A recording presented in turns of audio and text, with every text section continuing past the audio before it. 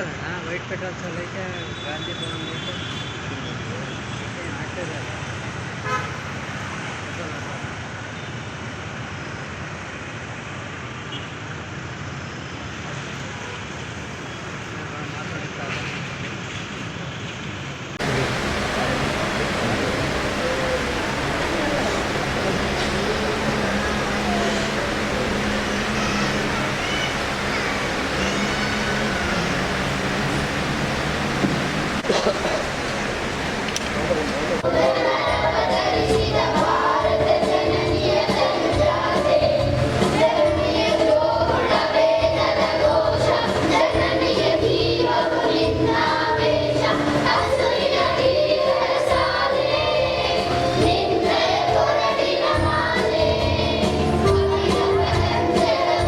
ಒಂದು ಶ್ರವಣ ದೋಷ ಇದ್ದಾಗ ಆದಷ್ಟು ಬೇಗ ಅವನ್ನ ಕಂಡು ಹಿಡಿದು ನಾವು ಆ ಮಕ್ಕಳಿಗೆ ಏನು ಅಗತ್ಯವಿದೆ ಅದನ್ನ ನಾವು ಇಂಟರ್ವೆನ್ಷನ್ ಇಲ್ಲ ಕಾಕ್ಲಿಯರ್ ಇಂಪ್ಲಾಂಟೇಷನ್ ಮಾಡಿ ಅವರಿಗೆ ಮೇನ್ ಸ್ಟ್ರೀಮ್ಗೆ ತರಬೇಕು ಅನ್ನೋ ಒಂದು ಉದ್ದೇಶದಿಂದ ನಾವಿದೊಂದು ಅವೇರ್ನೆಸ್ ಪ್ರೋಗ್ರಾಮ್ ಅಂತ ಮಾಡಿದ್ವಿ ವರ್ಲ್ಡ್ ಹಿಯರಿಂಗ್ ಡೇಗೆ.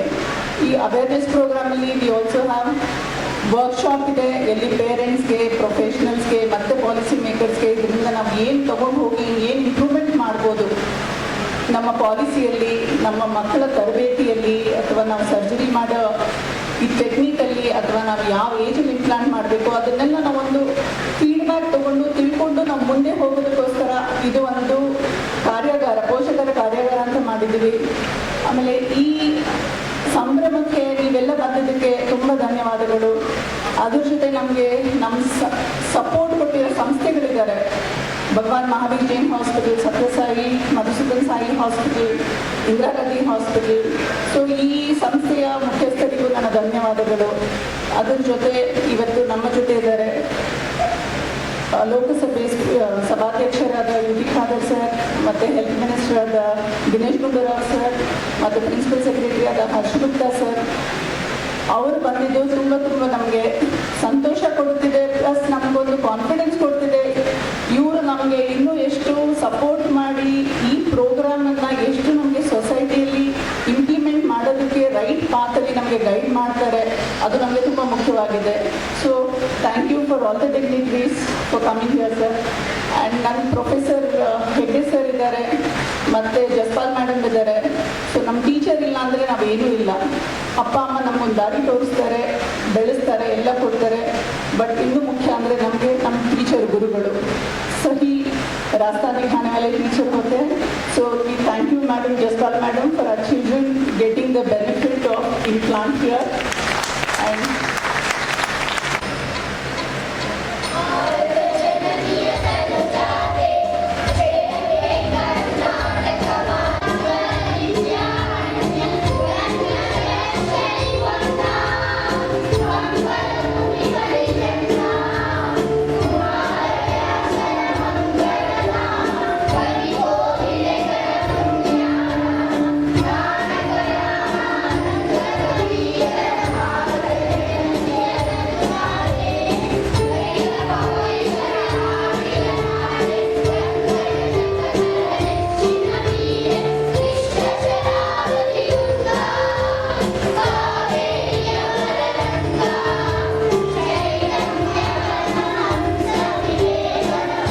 ಒಂದು ಏನು ಪ್ರತಿಭೆ ಇದೆ ಅದು ಎಲ್ಲ ಮಕ್ಕಳಂತೆ ಅವರು ಕೂಡ ಏನು ಕಮ್ಮಿ ಇಲ್ಲ ಅಂತ ತೋರಿಸ್ಬೇಕಂತದಕ್ಕೆ ಒಂದು ಅವೇರ್ನೆಸ್ ಅನ್ನು ಕೂಡ ತರುವಂಥದ್ದಕ್ಕೆ ಇವತ್ತು ಈ ಶ್ರವ್ಯ ಸಂಭ್ರಮ ಕಾರ್ಯಕ್ರಮ ನಡೀತಾ ಇದೆ. ಇದು ಬಹಳ ನನಗನ್ಸುತ್ತೆ ಡಾಕ್ಟರ್ ವಸಂತಿಯವರ ಒಂದು ಕಲ್ಪನೆ ಮತ್ತು ಅವರಲ್ಲಿ ಇದ್ದಂಥ ಒಂದು ಆಸಕ್ತಿಯ ಪರಿಣಾಮ ಇವತ್ತು ಈ ಒಂದು ಕಾರ್ಯಕ್ರಮ ಆಗ್ತಾ ಇರುವಂಥದ್ದು. ಅವರು ನಮ್ಮ ಇಲಾಖೆ ಜೊತೆಯಲ್ಲೂ ಕೂಡ ಈ ಒಂದು ನಮ್ಮ ಏನು ಕಾರ್ಯಕ್ರಮ ಇದೆ ಕಾಕ್ಲಿಯರ್ ಇಂಪ್ಲಾಂಟ್ ಸರ್ಜರಿಗಳನ್ನು ಮಾಡುವಂಥದ್ದು, ಅದರಲ್ಲಿ ಅವರು ಕೂಡ ನಮ್ಮ ಒಂದು ಸಮಿತಿಯಲ್ಲಿದ್ದಾರೆ. ಹಲವಾರು ರೀತಿಯಾಗಿ ನಮ್ಮ ಯೋಜನೆಯನ್ನು ಸರಿಯಾದ ರೀತಿಯಲ್ಲಿ ಅನುಷ್ಠಾನ ಆಗೋದಕ್ಕೆ ನಮ್ಗೆ ಅವರು ಭಾಳಷ್ಟು ಅವರ ಸಲಹೆಗಳನ್ನು ಕೂಡ ಕೊಡ್ತಾ ಇದ್ದಾರೆ. ಇವತ್ತು ಈ ಒಂದು ಏನು ದೋಷ ಇದೆ, ಈ ದೋಷವನ್ನು ನಿವಾರಣೆ ಮಾಡತಕ್ಕಂಥದ್ದಕ್ಕೆ ಇರುವಂಥ ಒಂದು ಚಿಕಿತ್ಸೆ ಇದೆ. ಇದನ್ನ ನನಗೆ ಬಹಳ ಸಂತೋಷ ಏನಂತ ಹೇಳಿದ್ರೆ, ಇವತ್ತು ನಾನು ಆರೋಗ್ಯ ಸಚಿವನಾಗಿದ್ದೇನೆ, ಆದರೆ ಇವತ್ತು ಈ ಒಂದು ಕಾರ್ಯಕ್ರಮ ಪ್ರಾರಂಭ ಆಗುವಂಥ ಸಂದರ್ಭ ಯಾವಾಗ ಬಂತು ಅಂತ ಹೇಳಿದ್ರೆ ಅದು ನಮ್ಮ ಯು ಟಿ ಖಾದರ್ ಅವರು ಆರೋಗ್ಯ ಸಚಿವರಾಗಿದ್ದಾಗ ಅವಾಗ ಕರ್ನಾಟಕದಲ್ಲಿ ಇದಕ್ಕೆ ಒಂದು ಚಾಲನೆ ನೀಡಿರುವಂಥದ್ದು. ಸೊ ಅವರು ಇವತ್ತು ಅವ್ರನ್ನ ಕರೆಸಿ ಈ ಕಾರ್ಯಕ್ರಮದಲ್ಲಿ ಭಾಗವಹಿಕೆ ಆಗ್ತಾ ಇರುವಂಥದ್ದು ಇದು ಖಂಡಿತ ಒಂದು ಒಳ್ಳೆಯ ಒಂದು ಸಂದರ್ಭ ಅಂತ ಹೇಳೋದಕ್ಕೆ ಬಯಸ್ತೀನಿ. ಖಾದರ್ ಅವರು ಆರೋಗ್ಯ ಸಚಿವರಾಗಿದ್ದಾಗ ಸಾಕಷ್ಟು ಅವರು ಹೊಸ ಪ್ರಯೋಗಗಳನ್ನು ಹೊಸ ಕಾರ್ಯಕ್ರಮಗಳನ್ನು ಅವರ ಕಾಲದಲ್ಲಿ ಪ್ರಾರಂಭ ಆಗಿ ಒಬ್ಬ ಒಳ್ಳೆಯ ಉತ್ತಮ ಮತ್ತು ಒಂದು ಒಳ್ಳೆಯ ಸಾಧನೆ ಮಾಡಿರ್ತಕ್ಕಂಥ ಆರೋಗ್ಯ ಸಚಿವರಂತ ಅವ್ರ ಹೆಸರು ಮಾಡಿದ್ದಾರೆ. ಇವತ್ತು ಅದೇ ರೀತಿಯಾಗಿ ಸ್ಪೀಕರ್ ಆಗಿ ಕೂಡ ಆ ಸ್ಪೀಕರ್ ಸ್ಥಾನದ ಗೌರವವನ್ನು ಎತ್ತಿಡಿದು ಇವತ್ತು ಸ್ಪೀಕರ್ಗೆ ಅತ್ಯಂತ ಒಂದು ಜನರ ಮಧ್ಯದಲ್ಲಿ ಆ ಒಂದು ಸಭಾಧ್ಯಕ್ಷರ ಸ್ಥಾನದ ಬಗ್ಗೆಯೂ ಕೂಡ ಅವರ ಒಂದು ನಡವಳಿಕೆಯಿಂದ ಮತ್ತು ಅವರ ಕಮಿಟ್ಮೆಂಟಿಂದ ಇವತ್ತು ಆ ಒಂದು ಸ್ಥಾನಕ್ಕೂ ಕೂಡ ಹೆಚ್ಚು ಗೌರವ ತಂದಿರತಕ್ಕಂಥದ್ದು ನಮ್ಮ ಖಾದರ್. ಸೊ ಇವತ್ತು ಈ ಕಾರ್ಯಕ್ರಮ ಪ್ರಾರಂಭ ಆಗಿ ಬಹಳ ವರ್ಷಗಳಾಗಿದೆ ಮತ್ತು ಕರ್ನಾಟಕದಲ್ಲಿ ನಮ್ಮ ಇಲಾಖೆಯಿಂದ ಕೂಡ ಈಗ ಸಾಕಷ್ಟು ಏನು ಕೆಲಸ ಕಾರ್ಯಗಳಾಗಿದೆ. ಇವತ್ತು ಇಡೀ ದೇಶದಲ್ಲೇ ನನಗೆ ಗೊತ್ತಿರುವ ಹಾಗೆ ಕರ್ನಾಟಕದ ಅತಿ ಹೆಚ್ಚು ಸರ್ಜರಿ ಮಾಡುವಂಥ ರಾಜ್ಯಗಳಲ್ಲಿ ಕರ್ನಾಟಕ ಕೂಡ ಆಗಿದೆ. ನಂಬರ್ 1 ನಂಬರ್ 2 ನಮ್ಗೆ ಗೊತ್ತಿಲ್ಲ, ಆದರೆ ಅದು ಮುಂಚೂಣಿಯಲ್ಲಿರುವಂಥ ರಾಜ್ಯ ಆಗಿದೆ. ನಾನು ಸಚಿವನಾದ ನಂತರ ಈ ಒಂದು ಕಾರ್ಯಕ್ರಮದ ಬಗ್ಗೆ ನೋಡಿದಾಗ ನನಗೂ ಕೂಡ ಇದ್ರ ಬಗ್ಗೆ ಬಹಳ ಸಂತೋಷ. ಹೌದಪ್ಪ, ಕರ್ನಾಟಕ ನಂಬರ್ 1 ನಂಬರ್ 2 ಅಂತ ಇರೋದು ಬಹಳ ನನ್ನ ಸಂತೋಷ. ಇಷ್ಟೊಂದು ಸರ್ಜರಿ ಆಗ್ತಾ ಇದೆ ಅಂತ ನನಗೂ ಸಂತೋಷ ಆಯಿತು. ವರ್ಗದವರೇ ಮಾನಸ ಪಬ್ಲಿಕ್ ಇಂಪ್ಲಾಂಟ್ನಲ್ಲಿ ಬಹುಶಃ ವೈದ್ಯರು ಮತ್ತು ಇನ್ನಿತರ ನಮ್ಮ ಸಿಬ್ಬಂದಿ ವರ್ಗದವರೇ ಹಾಗೂ ಮಾಧ್ಯಮದ ಮಿತ್ರರೇ, ಅತ್ಯಂತ ಸಂತೋಷವಾಗ್ತದೆ ಇವತ್ತಿನ ಕಾರ್ಯಕ್ರಮದಲ್ಲಿ ಭಾಗವಹಿಸಲಿಕ್ಕೆ. ನಾನು ಪ್ರಪ್ರಥಮವಾಗಿ ಮಾನಸ ಕಾಕ್ಲಿನ್ ಇಂಪ್ಲಾಂಟ್ನ ಮುಖ್ಯಸ್ಥ ಡಾಕ್ಟರ್ ವಸಂತಿ ಆನಂದ್ ಅವರು, ಡಾಕ್ಟರ್ ಆನಂದ್ ಅವರು, ಅದೇ ರೀತಿ ಅವರ ಕುಟುಂಬಸ್ಥರನ್ನು ಮತ್ತು ನಮ್ಮನ್ನು ಅಗಲಿದಂಥ ನಾನು ಡಾಕ್ಟರ್ ಪ್ರಶಾಂತ್ ಅವರ ಬಹುಶಃ ನಾನು ಇವತ್ತು ನೆನೆಸಲಿಕ್ಕೆ ಇಚ್ಛಿಸ್ತೇನೆ. ನಾವು ಯಾರೆಲ್ಲ ಈ ಕಾಕ್ಲಿನ್ ಶ್ರೀದತ್ ಡಾಕ್ಟರ್ ರಮೇಶ್ ಅವರು ಯಾರೆಲ್ಲ ಇವತ್ತು ಈ ಒಂದು ಕಾರ್ಯಕ್ರಮ ತೊಡಗಿಸಿಕೊಂಡಿದ್ದಾರ, ಈ ಎಲ್ಲರನ್ನು ಕೆಲವರು ಬಂದಿರ್ಬೋದು, ಕೆಲವರು ಬರದಿರ್ಬೋದು, ಆದರೆ ಈ ಒಂದು ವೃತ್ತಿಯಲ್ಲಿ ಯಾರು ತೊಡಗಿದ್ದಾರೆ ಅವರೆಲ್ಲರೂ ಕೂಡ ನಾನು ವಿಶೇಷವಾಗಿ ಅವರ ಅಭಿನಂದನೆ ಶುಭ ಸಲ್ಲಿಸಲಿಕ್ಕೆ ನಾನು ಇವತ್ತು ಬಯಸ್ತೇನೆ. ಯಾಕೆಂದ್ರೆ ಹೇಳಿದ್ರೆ ಇದು ಬರೀ ಒಂದು ವೈದ್ಯಕೀಯ ಫಲಿತ ವೈದ್ಯಕೀಯತೆ ಕೌಶಲ್ಯ ಮಾತ್ರ ಅಲ್ಲ, ಇದೊಂದು ಮಾನವೀಯತೆ ಮತ್ತು ಕರುಣೆಯ ಒಂದು ಪ್ರೀತಿಯ ಒಂದು ವೃತ್ತಿ ಅಂತ ಕೂಡ ನಾನು ಹೇಳಲಿಕ್ಕೆ ನಾನು ಇವತ್ತು ಬಯಸುವಂಥದ್ದು. ಏನಾದರೂ ಇವತ್ತು ನಿಮ್ಮಂತಹ ವೈದ್ಯರುಗಳು, ನಿಮ್ಮಂತಹ ಸಿಬ್ಬಂದಿ ವರ್ಗದವರು ಇದರಲ್ಲಿ ಆಸಕ್ತಿ ವಹಿಸಿಕೊಂಡು ಬಹುಶಃ ಈ ರೀತಿಯ ಟೆಕ್ನಾಲಜಿಯನ್ನು ಅಳವಡಿಸಿಕೊಂಡು ತಮ್ಮ ಆಸಕ್ತಿ ವಹಿಸದೆ ತಾವು ಕೂಡ ಬೇರೆ ಬೇರೆ ಸರ್ಜರಿಗೆ ಅದಕ್ಕೆ ಹೋಗ್ತಿದ್ರೆ ಬಹುಶಃ ಇವತ್ತು ಬಂದಂತ ನಮ್ಮ ಮಕ್ಕಳು ಬಂದು ಏನು ಇವತ್ತು ನಾಡಕೀಗ ಹಾಡ್ತಾ ಇದ್ದಾರ ಅದು ಖಂಡಿತವಾಗಲು ಸಾಧ್ಯ ಆಗ್ತಿರ್ಲಿಲ್ಲ. ಅವರು ಬಹುಶಃ ಈ ಒಂದು ನಮ್ಮ ಜೀವನದ ವಂಚಿತರಾಗ್ತಿದ್ದಾರೆ ಅಂತ ಹೇಳಲಿಕ್ಕೆ ನಾನು ಇವತ್ತು ಬಯಸ್ತೇನೆ. ಆದ ಕಾರಣ ಅದು ನಮ್ಮ ರಾಜ್ಯದಲ್ಲಿ ನಮ್ಮ ದೇಶದಲ್ಲಿ ಇವತ್ತು ಈ ರೀತಿ ದೋಷಕ್ಕೊಳಪಟ್ಟಂತ ಅವರ ತಪ್ಪಿಲ್ಲದಕ್ಕೆ ಅವರ ದೋಷಕ್ಕೊಳಪಟ್ಟಂತ ವಿದ್ಯಾರ್ಥಿ ಮಕ್ಕಳು ಇವತ್ತು ಬಹುಶಃ ಈ ರೀತಿಯ ಒಂದು ಚಿಕಿತ್ಸೆ ಪಡೆದುಕೊಂಡು ಆತ್ಮವಿಶ್ವಾಸ ನಮ್ಮ ಜೀವನವನ್ನು ಸಾಗಿದ ಅವಕಾಶ ಇದ್ರೆ ಅದು ನಿಮ್ಮ ಬಹುಶಃ ಕಾಕ್ಲಿನ್ ಇಂಪ್ಲಾಂಟ್ನಲ್ಲಿ ಪರಿಣಿತರಾಗಿರುವಂತಹ ಎಲ್ಲ ವೈದ್ಯರ ಮತ್ತು ಎಲ್ಲ ಸಿಬ್ಬಂದಿ ವರ್ಗದ ವಿಶೇಷದ ಕೊಡುಗೆ ಈ ಸಮಾಜ ಮತ್ತು ದೇಶಕ್ಕೆ ಅಂತ ಹೇಳಲಿಕ್ಕೆ ನಾನು ಬಯಸಿ ಸರ್ವರ ಪರವಾಗಿ ನನ್ನ ಅಭಿನಂದನೆ ಶುಭ ಸಲ್ಲಿಸಲಿಕ್ಕೆ ನಾನು ಇವತ್ತು ಬಯಸ್ತೇನೆ.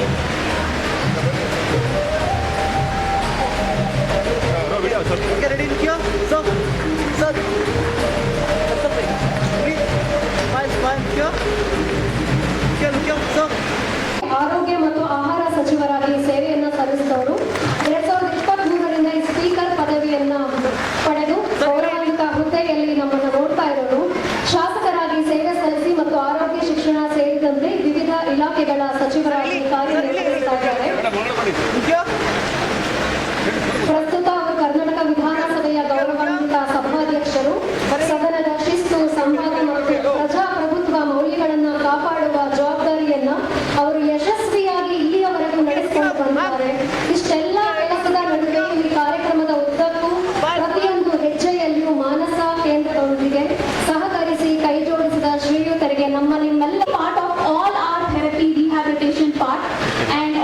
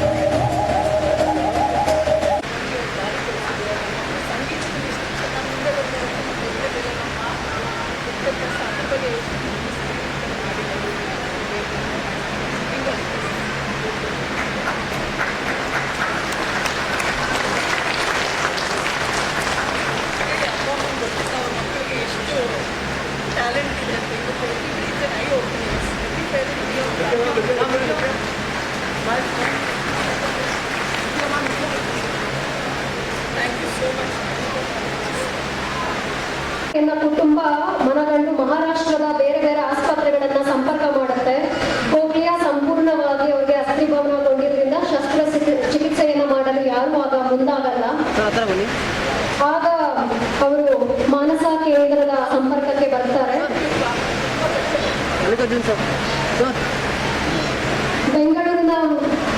ಬೆಂಗಳೂರಿಗೆ ಬಂದಾದ್ಮೇಲೆ ಡಾಕ್ಟರ್ ವಸಂತಿ ಅವರನ್ನ ಸಂಪರ್ಕ ಮಾಡಾದ್ಮೇಲೆ ಅದನ್ನ ಸಂಪೂರ್ಣವಾಗಿ ಪರಿಶೀಲನೆ ಮಾಡಿ. ಧನ್ಯವಾದಗಳು from whole Manasa cochlear implant. ತಮ್ಮ ಪ್ರಾಸ್ತಾವಿಕ ನುಡಿ ಮತ್ತು ಸ್ವಾಗತಕ್ಕೆ ಧನ್ಯವಾದಗಳು.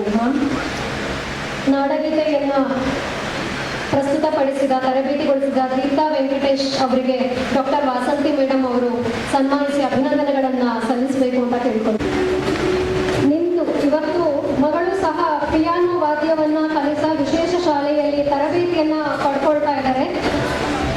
ಅವರಿಗೆ ಒಳ್ಳೆಯದಾಗಲಿ, ಭವಿಷ್ಯ ಉಜ್ವಲವಾಗಿರಲಿ ಅಂತ ನಾವೆಲ್ಲರೂ ಆಶಿಸೋಣ.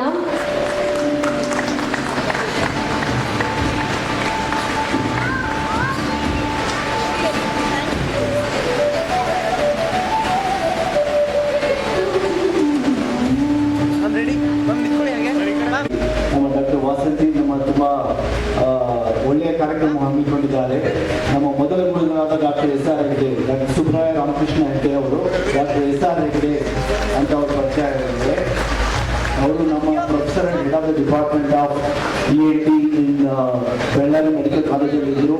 ನೆಕ್ಸ್ಟ್ ಅದು ಡೈರೆಕ್ಟರ್ ಆಗಿ ತುಂಬ ಕೆಲಸ ಮಾಡಿದ್ದಾರೆ. ತುಂಬ very discipline person and very punctual and he was very very strict in his work.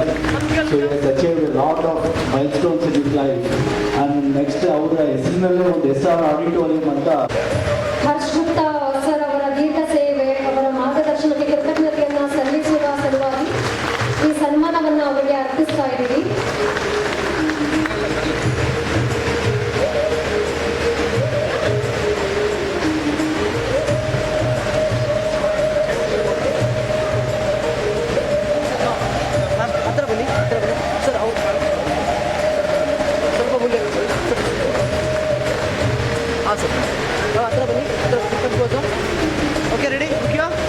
ನಮ್ಮ ಗೌರವವನ್ನು ಸ್ವೀಕರಿಸಿದ್ದಕ್ಕೆ ಮತ್ತು ಸನ್ಮಾನಿಸಿದ ಗಣ್ಯರಿಗೆ ಧನ್ಯವಾದಗಳು. ನಮಸ್ಕಾರ. ಈ ದಿನ ಶ್ರವ್ಯ ಸಂಭ್ರಮ ಅಂತ ಆಚರಿಸ್ತಿದ್ದೀವಿ. ಇದು ವಿಶ್ವ ಶ್ರವಣ ದಿನ ಮತ್ತು ಇಂಟರ್ನ್ಯಾಷನಲ್ ಕಾಕ್ಲಿಯರ್ ಇಂಪ್ಲಾಂಟ್ ಡೇ ಎರಡು ಸೇರಿ ಮತ್ತು ಮಾನಸ ಕಾಕ್ಲಿಯರ್ ಇಂಪ್ಲಾಂಟ್ ಶುರುವಾಗಿ 12ನೇ ವರ್ಷ ಆಯಿತು. ಇದರಿಂದ ನಾವು ಮುಖ್ಯ ಏನು ಅಂದರೆ new Born hearing screening is mandatory ಅಂತ ಹೇಳಿ ನಾವೇನು ಇನ್ಫಾರ್ಮ್ ಮಾಡಬೇಕು, ಸೊಸೈಟಿಲಿ ಅವೇರ್ನೆಸ್ ಕ್ರಿಯೇಟ್ ಮಾಡಬೇಕಾಗತ್ತೆ. ಹುಟ್ಟಿದ ತಕ್ಷಣವೇ ಮಗುಗೆ ಹಿಯರಿಂಗ್ ನಾರ್ಮಲ್ ಇದೆಯಾ ಇಲ್ಲ ಅಂತ ತಿಳ್ಕೊಬೇಕಾಗತ್ತೆ. ಅದು ತುಂಬ ಮುಖ್ಯ ಎಲ್ಲ ಪೇರೆಂಟ್ಸಿಗೆ. ಕಿವಿ ಬೆಳೆದಿದೆ ಅಂತ ಅರ್ಥ ಇಲ್ಲ, ಕಿವಿ ಕೆಲಸ ಮಾಡ್ತಿದೆಯಾ ಅನ್ನೋದು ಮುಖ್ಯ ನಮಗೆ. ಆಮೇಲೆ ಎರಡನೇದಂದರೆ ಕಿವಿ ಕೆಲಸ ಮಾಡ್ತಾ ಇಲ್ಲ, 90% ಜಾಸ್ತಿ ದೋಷ ಇದೆ ಅಂದರೆ ಈ ಮಕ್ಕಳಿಗೆ ಆದಷ್ಟು ಬೇಗ ಕಾಕ್ಲಿಯರ್ ಇಂಪ್ಲಾಂಟೇಷನ್ನ ಮಾಡೋದು ಅಗತ್ಯ ಇದೆ. ಅದನ್ನು ನಾವು ಜಾಗೃತಿ ಮೂಡಿಸಬೇಕು ಅಂತ ಹೇಳಿ ಇದೊಂದು ಕಾರ್ಯಕ್ರಮ ಹಮ್ಮಿಕೊಂಡಿದ್ದೇವೆ. ಇದರಲ್ಲಿ ತುಂಬ ನಮ್ಮ ಮಕ್ಕಳು ಮತ್ತು ಅವರ ಪೋಷಕರು ಭಾಗಿಯಾಗಿದ್ದಾರೆ. ಅವರು ಎಲ್ಲ ಅನಿಸಿಕೆಗಳನ್ನೆಲ್ಲ ಶೇರ್ ಮಾಡಿದ್ದಾರೆ. ಒಂದು ಪೋಷಕರ ಕಾರ್ಯಾಗಾರ ಅಂತ ನಾವು ಒಂದು ಪ್ರೋಗ್ರಾಮು ಹಮ್ಮಿಕೊಂಡಿದ್ದೀವಿ. ಇದರಲ್ಲಿ ಅವರೇ ಮುಂದೆ ಬಂದು ಪ್ರಮೋಟ್ ಮಾಡ್ತಾ ಇದ್ದಾರೆ. ಇಲ್ಲ, ಮಕ್ಕಳಿಗೆ ಚಿಕ್ಕ ವಯಸ್ಸಲ್ಲಿ ನೀವು ಇಂಪ್ಲಾಂಟ್ ಮಾಡಿ 2 ವರ್ಷಕ್ಕಿಂತ ಒಳಗಡೆ ಮಕ್ಕಳಿಗೆ ಇಂಪ್ಲಾಂಟ್ ಮಾಡಿದ್ರೆ ಮಕ್ಕಳದು ಸ್ಪೀಚ್ ಎಲ್ಲ ನಾರ್ಮಲ್ ಆಗುತ್ತೆ, ಹಿಯರಿಂಗ್ ನಾರ್ಮಲ್ ಆಗುತ್ತೆ, ಅವರು ಮೇನ್ ಸ್ಟ್ರೀಮ್ ಸ್ಕೂಲಿಗೆ ಹೋಗಬಹುದು ಅಂತ ಹೇಳಿ. ಸೊ ಇದಕ್ಕೆ ನಮಗೆ ಮೋಸ್ಟ್ ಇಂಪಾರ್ಟೆಂಟ್ ಅಂದರೆ ಹುಟ್ಟಿದ ತಕ್ಷಣ ಮಕ್ಕಳದು ಕಿವಿ ಪರೀಕ್ಷೆ ಮಾಡಿಸ್ಕೋಬೇಕು, ಹಿಯರಿಂಗ್ ಲಾಸ್ ಇದೆಯಾ ಇಲ್ಲ ಅಂತ. ಅದು ಒಂದು ಸಿಂಪಲ್ ಟೆಸ್ಟ್ ಇದೆ, ಅದು ಪ್ರೋಬ್ ಹಾಕಿ OAE ಅಂತ ಟೆಸ್ಟ್ ಇರುತ್ತೆ, ಅದು ಎಲ್ಲ ಸೆಂಟರಲ್ಲೂ ಇರುತ್ತೆ. ಮಕ್ಕಳದು ಹಿಯರಿಂಗ್ ಟೆಸ್ಟ್ ಮಾಡಿಸಿ ಆದಷ್ಟು ಬೇಗ ಲಾಸ್ ಇದ್ದರೆ, ಕಾಕ್ಲಿಯರ್ ಇಂಪ್ಲಾಂಟೇಷನ್ ಅಗತ್ಯ ಇದ್ದರೆ ಮಾಡಿಸೋದು ತುಂಬ ಮುಖ್ಯ. ಅದನ್ನು ನಾವು ಅವೇರ್ನೆಸ್ ಮಾಡ್ತಾಯಿದ್ವಿ ಸೊಸೈಟಿಲಿ. ಅಲಾಂಗ್ ವಿತ್ ಗೌರ್ಮೆಂಟ್ ಪ್ರೋಗ್ರಾಮ್ ಇದೆ ಫ್ರೀ ಕಾಕ್ಲಿಯರ್ ಇಂಪ್ಲಾಂಟೇಷನು. ಸೊ ಅವ್ರು ಇನ್ನೆಲ್ಲೂ ಅದ್ರ ಬಗ್ಗೆ ಯೋಚನೆ ಮಾಡೋದು ಬೇಡ. ಫ್ರೀ ಸರ್ಜರಿ, ಫ್ರೀ ಇಂಪ್ಲಾಂಟ್ ಮತ್ತು ಫ್ರೀ ಥೆರಪಿ ಕೂಡ ಇದೆ. ಸೊ ಅದರದ್ದು ಅವರು ಯೂಸ್ ಮಾಡ್ಕೋಬೇಕು ಸೊಸೈಟಿ.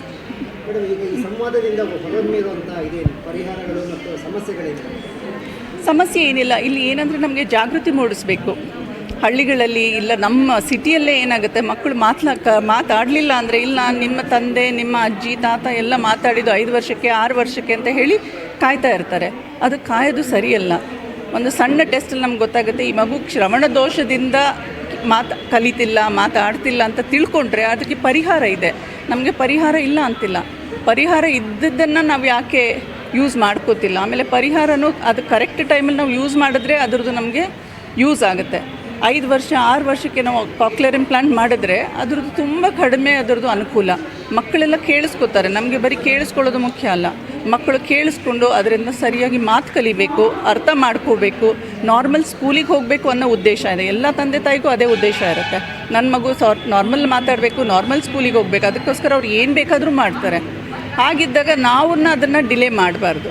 ಆದಷ್ಟು ಹುಟ್ಟಿದ ತಕ್ಷಣ ಈ ಟೆಸ್ಟ್ ಮಾಡಿ ಹೌದು, ನಾವು ಅದೇ ಹೇಳ್ತಾ ಇದ್ದೀವಿ. ಇದರಿಂದ ನಾವು ಅವೇರ್ನೆಸ್ ಕ್ರಿಯೇಟ್ ಮಾಡ್ತಾ ಇರೋದು ಅದೇ. ಹುಟ್ಟಿದ ತಕ್ಷಣ ಒಂದು ಸಣ್ಣ ಟೆಸ್ಟು ಮಕ್ಕಳಿಗೆ, ನೀವು ಹೇಗೆ BCG ವ್ಯಾಕ್ಸಿನು ಇದೆಲ್ಲ ಮ್ಯಾಂಡೇಟ್ರಿ ಇದೆಲ್ಲ, ಅದೇ ಥರ ಪೇರೆಂಟ್ಸೇ ಹೋಗಿ ಇನ್ಸಿಸ್ಟ್ ಮಾಡಿ ಕೇಳಬೇಕಾಗತ್ತೆ. ಕಡ್ಡಾಯ ಇದೆ, ಸರ್ಕಾರ ಅಂತ ಇಲ್ಲ. ಈಗ ನಿಮಗೇನು ಬೇಕು ನೀವೆಲ್ಲ ಮಾಡ್ಕೋತೀರ. ನಿಮ್ಮ ಮಗುದು ಹೆಲ್ತ್ ಚೆನ್ನಾಗಿರಬೇಕು, ನನ್ನ ಮಗು ಕೇಳಿಸ್ಕೋಬೇಕಂದ್ರೆ ನಂದು ಜವಾಬ್ದಾರಿ. ಎಲ್ಲ ಸರ್ಕಾರ ಜವಾಬ್ದಾರಿ ಅಂತ ನೀವು ವೆಯ್ಟ್ ಮಾಡಿದ್ರೆ ನಿಮ್ಮ ಮಗುಗೆ ತೊಂದರೆ ಆಗುತ್ತೆ. ಸೊ ಸರ್ಕಾರದಿಂದ ಪಾಲಿಸಿ ಮಾಡೋದು ಮಾಡ್ತಾರೆ, ಬಟ್ ನನ್ನ ಮಗುಗೆ ತೊಂದರೆ ಆಗಬಾರ್ದು ಅಂತ ಹೇಳಿ ನಾನು ತಾಯಿ ಆದಮೇಲೆ ನಾನು ಕೇಳಬೇಕು. ನನ್ನ ಮಗುದು ಕಿವಿ ಪರೀಕ್ಷೆ ಮಾಡಿಸಿ, ನನ್ನ ಮಗು ಹುಟ್ಟಿದೆ, ಗೊತ್ತಾಗಬೇಕು ನನ್ನ ಮಗು ಕೇಳಿಸ್ಕೊಳ್ಳುತ್ತಾ, ನನ್ನ ಮಗು ಮಾತು ಕಲಿಯುತ್ತಾ, ನಾರ್ಮಲ್ ಸ್ಕೂಲಿಗೆ ಹೋಗುತ್ತಾ ಅಂತ, ಅದು ನನ್ನ ಜವಾಬ್ದಾರಿ.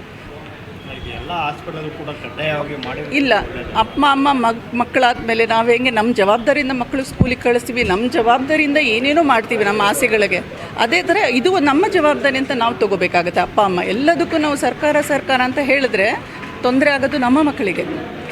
ಸೊ ಅಪ್ಪ ಅಮ್ಮ ಮುಂದೆ ಬನ್ನಿ. ಅದಕ್ಕೋಸ್ಕರ ನಾವು ಇದು ಪೋಷಕರ ಕಾರ್ಯಾಗಾರ ಅಂತಿರೋದೇನು, ಅಪ್ಪ ಅಮ್ಮ ಮುಂದೆ ಬಂತು ಯೋಚನೆ ಮಾಡಬೇಕು. ನನ್ನ ಮಗು ಹುಟ್ಟಿದೆ, 3 ದಿನದ ಒಳಗಡೆ ನಂದು ಡಿಸ್ಚಾರ್ಜ್ ಆಗುತ್ತೆ, ನನ್ನ ಮಗುದು ಕಿವಿ ಪರೀಕ್ಷೆ ಮಾಡಿ ನೀವು ಕೇಳಿ, ನಿಮ್ಮ ಮಗುಗೆ ತೊಂದರೆ ಆಗಬಾರ್ದು. ಪೋಷಕರು ಎಷ್ಟು ಬರೆಸ್ಬೇಕಾಗುತ್ತೆ ಎಲ್ಲ ಸಬ್ಸಿಡಿ ನಂತರ? ಯಾವುದಕ್ಕೆ? ಪರೀಕ್ಷೆಗೆ. ಕಿವಿ ಪರೀಕ್ಷೆ ನಿಮ್ಮದು ಸಿಂಪಲ್ ಒಂದು 300-400 ರೂಪಾಯಿ ಆಗುತ್ತೆ ಕಿವಿ ಪರೀಕ್ಷೆ ಅಷ್ಟೇ. ಮಗು ಚುಚ್ಚೋದು ಇಲ್ಲ, ನಿದ್ದೆ ಮಾಡಿರುವಾಗ ಮಾಡೋ ಪರೀಕ್ಷೆ ಅದು. ಸೊ ನಾವು ಸೆಲ್ ಫೋನು ಅದು ಇದು ಎಲ್ಲದಕ್ಕೂ ಖರ್ಚು ಮಾಡ್ತೀವಿ. ನನ್ನ ಮಗು ಕಿವಿ ಪರೀಕ್ಷೆಗೆ ನಾನು ಖರ್ಚು ಯೋಚನೆ ಮಾಡಿದ್ರೆ ಹೇಗೆ ಅದು ಸರಿ ಅನಿಸುತ್ತಾ? ಸೊ ಆದಷ್ಟು ಬೇಗ ಕಿವಿ ಪರೀಕ್ಷೆ ಮಾಡಿಸಿ ಹುಟ್ಟಿದ ಮಗು, ನವಜಾತ ಶಿಶುವಿನ ಶ್ರವಣ ಪರೀಕ್ಷೆ ಕಡ್ಡಾಯ ಅಂತ ನಮ್ಮ ಮೆಸೇಜ್ ಇವತ್ತಿಗೆ. ಪ್ಲಸ್ 90%ಗಿಂತ ಮೇಲೆ ಶ್ರವಣ ದೋಷ ಇದ್ದರೆ ಆದಷ್ಟು ಬೇಗ ಕಾಕ್ಲಿಯರ್ ಇಂಪ್ಲಾಂಟಿಗೆ ಒಳಪಡಿಸಿ ಮಕ್ಕಳನ್ನು. Thank you. ಈ ಪ್ರಮುಖ ಸಮಾರಂಭದಲ್ಲಿ ಸನ್ಮಾನ್ಯ ಸಚಿವರು, ಆರೋಗ್ಯ ಸಚಿವರಾದಂಥ ಗುಂಡೂರಾವ್ ಸಾಹೇಬರು ಹಾಗೂ ವಿಧಾನಸಭಾಧ್ಯಕ್ಷರಂಥ ಸ್ಪೀಕರ್ ಸಾಹೇಬರು UT ಖಾದರ್ ಸಾಹೇಬರು ಸಹಿತ ಬಂದಿದ್ದಾರೆ. ಪ್ರಮುಖವಾಗಿ ಸರ್ಕಾರದ ಜೊತೆಗೆ ಸರ್ಕಾರೇತರ ಸಂಸ್ಥೆಗಳು ಸಹಿತ ಈ ರೀತಿಯಾಗಿ ಜನಜಾಗೃತಿ ಮಾಡತಕ್ಕಂಥದ್ದು ಹಾಗೂ ಸಮುದಾಯದ ಸಹಭಾಗಿತ್ವವನ್ನು ಪಡೆದುಕೊಂಡು ಈ ಕಾರ್ಯಕ್ರಮವನ್ನು ಅತ್ಯಂತ ಯಶಸ್ವಿಯಾಗಿ ಮಾಡಬೇಕಂತಕ್ಕಂಥ ಉದ್ದೇಶದಿಂದ ಇವತ್ತು ಮಾನಸ ಸಂಸ್ಥೆ ನಮ್ಮ ಜೊತೆಗೆ ಕೈ ಜೋಡಿಸಿರೋದಕ್ಕೆ ಅವರಿಗೆ ಇಲಾಖಾ ಪರವಾಗಿ ನಾವು ಹೃತ್ಪೂರ್ವಕಂಥ ಧನ್ಯವಾದಗಳನ್ನು ಸಲ್ಲಿಸ್ತಾ ಇದ್ದೀವಿ. ಜೊತೆಗೆ ಪಾಲಕರು ಏನು ಉತ್ಸುಕತೆಯಿಂದ ಭಾಗವಹಿಸಿದ್ದಾರೆ ಆ ಎಲ್ಲ ಪಾಲಕರಿಗೂ ಸಹಿತ ಹಾಗೂ ಮಾಧ್ಯಮ ಮಿತ್ರರು ತಾವು ಇಂಥ ಒಂದು ಶುಭ ಸಂದೇಶವನ್ನು ಹಾಗೂ ಇದರ ಬಗ್ಗೆ ಜಾಗೃತಿಯನ್ನು ಮೂಡಿಸೋ ಜವಾಬ್ದಾರಿಯನ್ನು ತಾವು ಸಹಿತ ಅಚ್ಚುಕಟ್ಟಾಗಿ ನಿರ್ವಹಿಸ್ತಾ ಇರೋದ್ರಿಂದ ತಮಗೂ ಎಲ್ಲರಿಗೂ ಸಹಿತ ನಾನು ಧನ್ಯವಾದಗಳನ್ನು ಅರ್ಪಿಸ್ತಾ ಇದ್ದೀನಿ. ನಾನು ಡಾಕ್ಟರ್ ಬಸವರಾಜ್, ಈಗ state nodal officer for cochlear implant programme. Okay.